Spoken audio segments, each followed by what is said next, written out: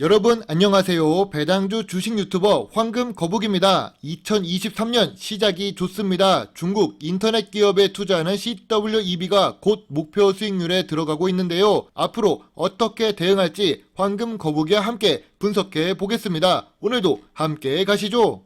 2020년 중국 정부는 빅테크 기업을 규제합니다. 대표적으로 디디추싱의 미국 주식 상장 폐지도 있고, 알리바바는 최근 뉴스에서도 언급되고 있지만 마윈이 경영권에서 물러나게 됐습니다.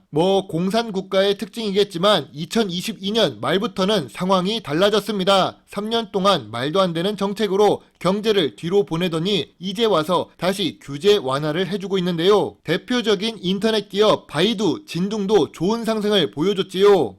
그래서 CWEB의 주가는 저번 주보다 많이 상승했습니다. 일주일 전만 해도 수익률이 60%대였는데 벌써 93%를 기록하고 있습니다. 여전히 황금 거북이는 보유하고 있고 $50 아래는 저평가 구간이라고 생각합니다. 그런데 66달러를 기록하고 있으니 추가 매수는 하지 않고 보유만 할 예정인데요. 원화 가치 때문에 평균 매수 단가가 $32인데 목표 수익률이 100%가 나오지 않는 것 같습니다. 그래도 100%를 기록하면 보유 물량의 절반은 매도할 생각입니다. 목표 수익률에서 매도를 하면 이젠 어떤 주식에 재투자를 할까요?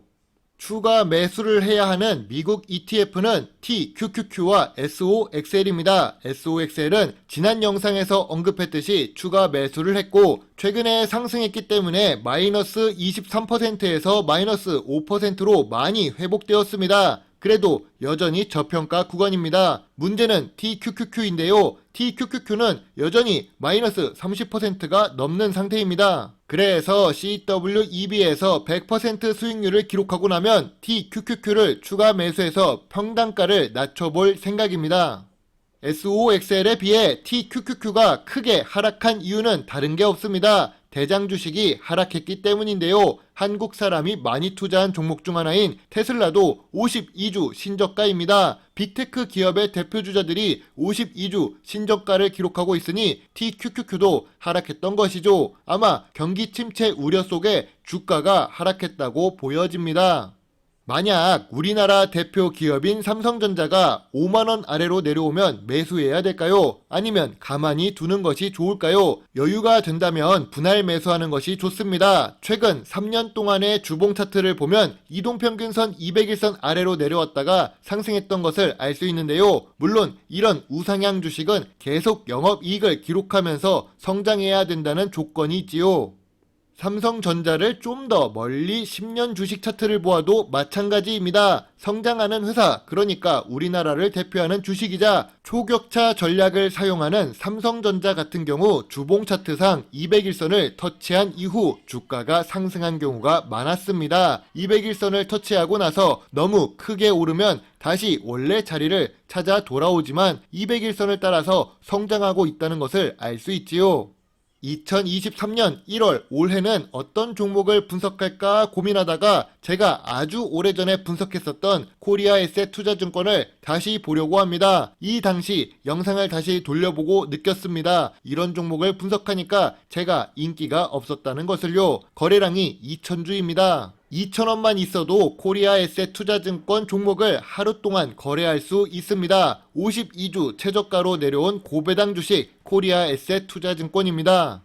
2022년 9월 영업 손실을 기록합니다. 매출액이 상승했는데 무슨 일이 있었던 걸까요? 이 영업 손실로 인해 2022년 12월 분기 보고서를 확인해 봐야 합니다. 참고로 코리아에셋투자증권은 3월 결산 법인인데요. 조금 독특하지요. 아무튼 코리아에셋투자증권은 시가총액이 400억대 수준의 작은 기업인데 매출액은 성장하지 않고 있습니다. 앞으로 더 나아가려면 매출액이 지속적으로 성장하는 모습을 보여줘야 하는데 이 부분은 많이 아쉽네요.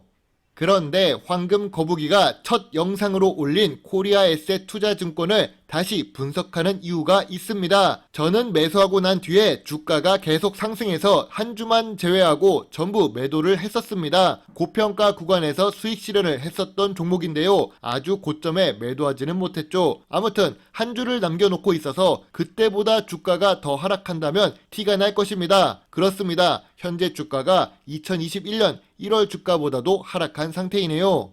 코리아에셋 투자증권은 좋은 재무제표도 갖고 있고 황금 거북이가 좋아하는 황금 같은 배당을 많이 주는 회사입니다. 거기다가 3월 결산 법인이기 때문에 잊혀져 있던 용돈을 받는 기분이 들지요. 또 주가도 2021년 1월에 매수했던 주가보다도 낮아진 상태인데요. 아무리 그래도 매수 의견을 바로 드리지 못하는 이유는 시가총액도 낮고 거래량이 너무 낮습니다. 그냥 공부한다는 마음으로 투자하는 것이 아니라면 큰 금액을 투자할 수도 없지요. 또 중요한 투자 포인트가 있습니다. 금리 인상기에는 은행주가 상승합니다. 당연하겠지요. 그 말은 증권주가 하락하는 시기라는 뜻도 될 수 있습니다. 왜냐면 금리가 올라간다면 시중에 풀린 자금이 은행 예금이나 채권으로 가기 때문이죠. 증권주는 금리 인하기나 시중에 자금이 많이 풀려야 상승합니다.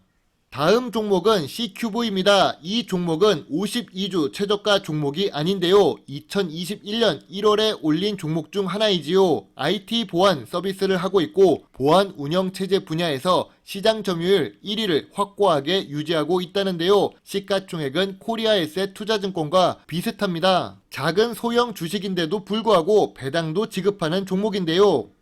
아까 전에 보안 운영 체제 분야에서 시장 점유율 1위를 확고하게 유지하고 있다는데 매출액은 성장하지 않고 있습니다. 언제쯤 200억이 넘을까요? 제 생각에는 2022년에도 어려울 것 같은데요. 오히려 매출액은 감소할 것으로 예상됩니다. 이런 종목은 성장하는 종목이라고 볼 수는 없지요. 성장 가능성을 보고 투자를 했었지만 재무제표를 보면 아쉬움이 많은 종목입니다. 제 예상과는 다르게 C큐브는 재무제표가 성장하지 않았습니다. 그래서 주가가 우상향하는 모습을 보여주지 못하고 있지요. 2019년 저점이 1000원이니까 1000원 밑으로 내려가야 저평가 구간이라고 할 수 있는데요. 그래도 C큐브에 투자해도 매도하지 않고 들고 있는 이유는 재무 상태가 매우 안정적이기 때문입니다. 당자 비율이 무려 1000%가 넘습니다. 당자 비율은 현금 같은 자산인데요. 돈을 쌓아두고 있고 부채 비율은 10%대를 유지하고 있습니다. 재무적으로 안전해서 그냥 두고 배당이나 받다가 갑자기 주가가 상승할 때 매도할 것 같습니다. 2022년은 수익이 많지 않았습니다. 그러나 잃지 않고 투자를 했다는 것에 다행이라고 생각하며 2023년에는 주식 농사가 풍년이 되면 좋겠네요. 경기 침체가 우려되는 시기에는 재무적으로 안정성이 높은 종목이 좋습니다. 이런 저평가 배당주의 매력을 함께 찾는 것이 어떨까요? 힘든 시기 황금 거북이 영상을 보면서 조금이라도 주식 공부에 도움이 되셨으면 좋겠네요. 물론 투자의 책임은 매수, 매도 단추를 누른 본인에게 있다는 것을 잊지 말아주세요. 배당주 주식 유튜버 황금 거북입니다. 감사합니다.